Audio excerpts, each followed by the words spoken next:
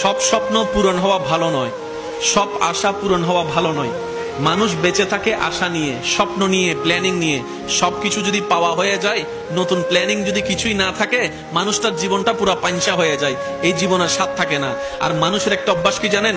যতদিন আইফোন কিনতে পারে নাই, তার মনের চাহিদা ছিল একদম চরম পর্যায়ে।